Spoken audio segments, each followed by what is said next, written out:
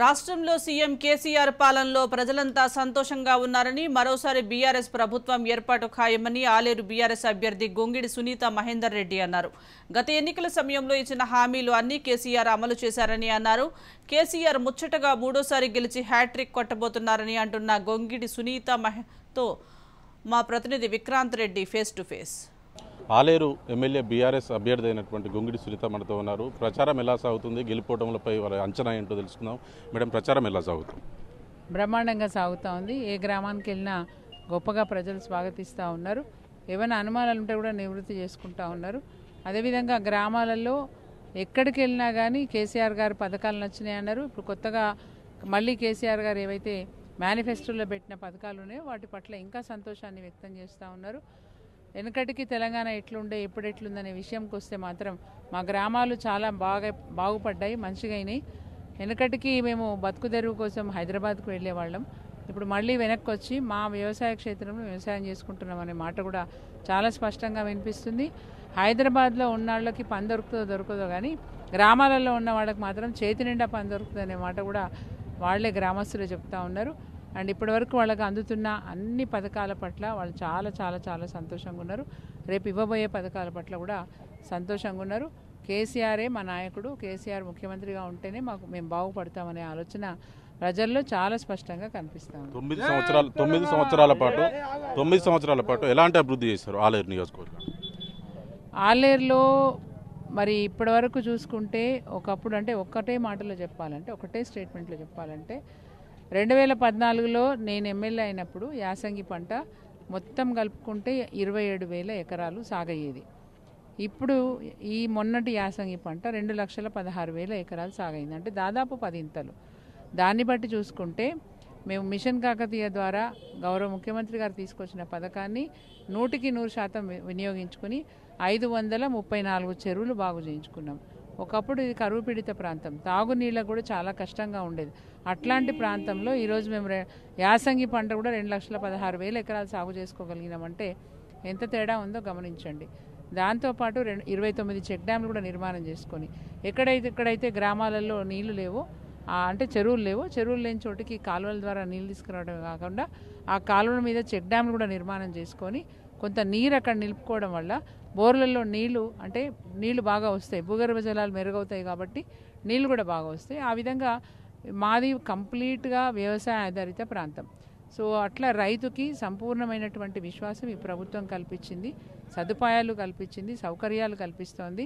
అంటే పంట పండించింది కూడా గ్రామాలలోనే వరి కొనుగోలు కేంద్రాలు ఏర్పాటు చేసి కొంటున్నారు కాబట్టి రైతు చాలా హ్యాపీగా ఉన్నారు. దాంతోపాటు ఇక్కడ పాడి పరిశ్రమ ఎక్కువ. సో ఈ పాడి రైతులు కూడా చాలా సంతోషంగా ఉన్నారు. ఎందుకంటే ఒకప్పుడు కరువు కాలం వచ్చినప్పుడు నీళ్లు లేక పశువుల్ని కళ్ళ ముందు అవి చనిపోతుండే చూడలేక కబేలాలకు పంపించిన సందర్భాలు కూడా ఈ ప్రాంతంలో ఉండే. అట్లాంటి గడ్డు పరిస్థితిలోంచి ఈరోజు పాడి రైతులు చాలా బాగున్నారు. ముఖ్యంగా చెప్పాలంటే తెలంగాణ రాష్ట్రం మొత్తంలో కూడా అత్యధికంగా పాల ఉత్పత్తి వచ్చేది ఆలేరు నియోజకవర్గం నుంచి. అంత గొప్పగా ఇక్కడ పాల ఉత్పత్తి జరుగుతుంది. మదర్ డైరీ అంటే నార్మల్ డైరీ అని చెప్తారు.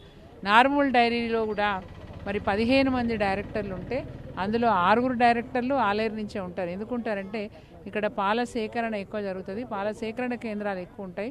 పాల సేకరణ కేంద్రాలు చైర్మన్లు ఎక్కువ మంది మా నియోజకవర్గానికి సంబంధించి ఉంటారు. కాబట్టి ఈ విధంగా అటు పాడి కానీ ఇటు పంట కానీ రెండు కూడా బాగుపడ్డాయి మా నియోజకవర్గంలో తెలంగాణ రాష్ట్రం వచ్చిన తర్వాత. ముఖ్యంగా కరెంట్ ఇవ్వడం అనేది చాలా గొప్ప విషయం. తాగే నీళ్ళకు కష్టపడ్డ మాకు ఈరోజు మిషన్ భగీరథ ద్వారా నీళ్లు రావటం అనేది గొప్ప విషయం. సార్ మిషన్ భగీరథ అమలు చేసినా మేము ఇళ్ళు తిరిగి నీళ్ళు వచ్చినాయా లేదా, పైపులు వచ్చినాయా లేదా, వేసినారా లేదా అని అట్లా శ్రద్ధ పెట్టి పని చేసుకున్నాం. ఒక్కటే మాట చెప్పాలంటే ఉద్యమంలో పనిచేసినాం కాబట్టి ఏ పనైనా సరే చేసేది పర్ఫెక్ట్గా చేయాలి. తెచ్చుకున్న తెలంగాణ ఫలితాలు ప్రజలకి కనబరచాలి. ఆ విధంగా పనిచేయాలనే పట్టుదలతో పనిచేస్తాం.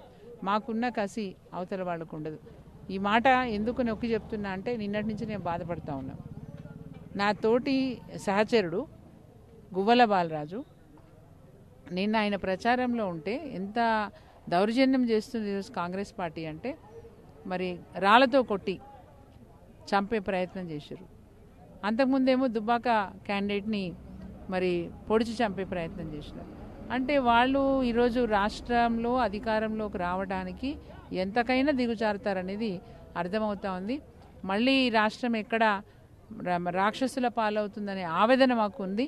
మరి ఆవేదన ఈరోజు నరకాసుర వధ జరుగుతుంది కాబట్టి ఈ రాక్షసులు ఈ రాష్ట్రం నుంచి వెళ్ళిపోవాలని కోరుకుంటున్నా. ఎందుకంటే ఒక్క మాటతో 2 మాటలతో మాట్లాడే ఆవేదన కాదు ఇది. కొన్ని ఏళ్లుగా బాధలు పడ్డది ఈ ప్రాంతం. రెండోది ఏంటంటే కర్ణాటక రాష్ట్రంలో కూడా నమ్మించి ఓట్లు వేయించుకొని ఈరోజు అక్కడ కర్ణాటక రైతులు పురుగుల మందు ఆగి చచ్చిపోతూ ఉంటే ఆ గోస ఈ రాష్ట్రానికి రావద్దని మనస్ఫూర్తిగా ఆరాటపడుతున్న వాళ్ళం. దానికోసం అవసరమైతే పోరాటం కూడా చేయడానికి సిద్ధంగా ఉన్నాం. ఎట్టి పరిస్థితిలో ఈ రాష్ట్రంలో కాంగ్రెస్ పార్టీకి అడ్రస్ లేకుండా చేయాలనేది మా ఉద్దేశం. 9 సంవత్సరాలు ఎమ్మెల్యేగా ఉన్నారు, ఇప్పుడు మళ్ళీ ప్రచారంలోకి వెళ్తున్నారు. ఎలాంటి సమస్యలు మీ దృష్టికి వస్తున్నాయి? ఎక్కడన్నా ఇప్పుడు కొత్తగా ఇంతకుముందు ఇక్కడ పని లేక వలసపోయిన వాళ్ళు అక్కడ రేషన్ కార్డు చేయించుకున్నాము, మాకు ఇక్కడ రేషన్ కార్డు కావాలి అని అడిగేవాళ్ళు ఉంటారు. అట్లాగే పెన్షన్స్లో కూడా ఇప్పుడు 57 ఏళ్ళు వచ్చిన వాళ్ళు, ఇప్పుడు అర్హత వచ్చిన వాళ్ళు ఇప్పుడు అడుగుతూ ఉంటారు, మాకు పెన్షన్ రాలేదు, పెన్షన్ కావాలంటారు.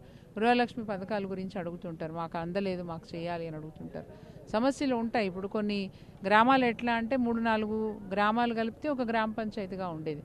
ఇప్పుడు మేము పాలన దగ్గరగా ప్రజలకు దగ్గరగా తీసుకురావాలని కొన్ని గ్రామాలని గ్రామ పంచాయతీలుగా చేయడం జరిగింది. దాంట్లో రేషన్ షాపులు ఇక్కడే ఇవ్వాలి, పెన్షన్లు ఇక్కడే ఇవ్వాలి, మేము అంత దూరం వెళ్ళడం వద్దు, మాకు ఇక్కడ చేసిండ్రు కదా మాకు ఇక్కడే కావాలి అట్లాంటివి అడుగుతారు.